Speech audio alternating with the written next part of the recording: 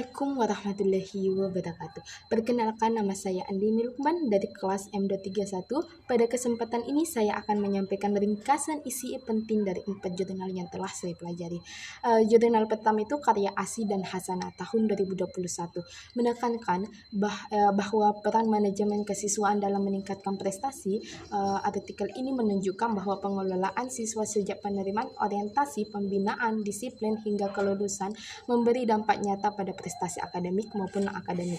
Kelebihan jurnal ini adalah data konkret dan prestasi siswa Wonogiri, sehingga tidak hanya teoritis. Namun kelemahannya terletak pada kurangnya data lapangan primer, sehingga hasilnya lebih bersifat gambaran umum. Jurnal pertama ini pentingnya manajemen kesiswaan adalah komponen strategi yang harus dilakukan secara terstruktur dan berkesinambungan.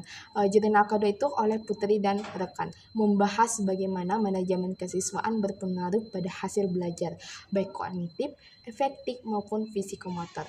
Penelitian ini menekankan pentingnya peran guru sebagai pengelola sekaligus pembimbing.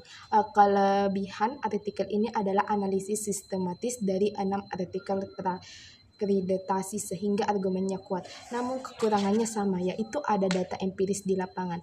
Pada jurnal kedua ini dapat disimpulkan mutu sekolah sangat dipengaruhi oleh kualitas manajemen kesiswaan karena sekolah dengan pengelolaan baik cenderung menghasilkan siswa berprestasi. Jurnal ketiga karya Widya Ningrum dan Hasanah berfokus pada manajemen kelas untuk menumbuhkan rasa percaya diri siswa.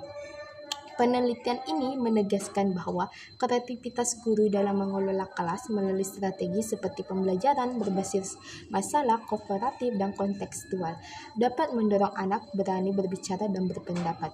Kelebihannya, artikel ini menyajikan solusi konkret berupa strategi yang bisa langsung diterapkan. Namun kelemahannya adalah masih sebatas kajian literatur tanpa bukti empiris nyata. Jadi pada jurnal ketiga ini disimpulkan guru yang kreatif dan inovatif berperan besar di dalam membentuk kepercayaan diri siswa sejak dini. Adapun jurnal keempat karya Pramita dan rekan membahas manajemen kelas berbasis psikologi pada anak usia 6-12 tahun. Artikel ini mengaitkan teori psikologi dengan strategi manajemen kelas seperti model otoriter, permisif, hingga pendekatan perubahan perilaku. Kelebihannya adalah analisis mendalam tentang fungsi manajemen kelas mulai dari perencanaan, pengorganisasian hingga pengawasan dengan penekanan pada aspek psikologi anak. Kekurangannya tidak ada contoh konkret dari praktik di kelas. Jadi kesimpulannya pada jurnal keempat ini pendekatan psikologi sangat penting dalam menciptakan kelas yang harmonis, disiplin dan memotivasi anak untuk belajar secara berkelanjutan.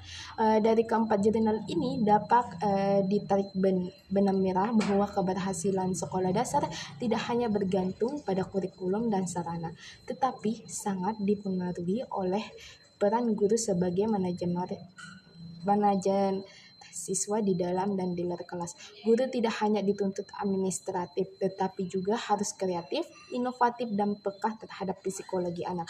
Jadi kesimpulan pada keempat jurnal ini, manajemen kesiswaan dan kelas yang efektif didukung peran guru, keluarga, dan lingkungan akan menghasilkan siswa yang berprestasi, disiplin, percaya diri, dan siap menghadapi tantangan masa depan.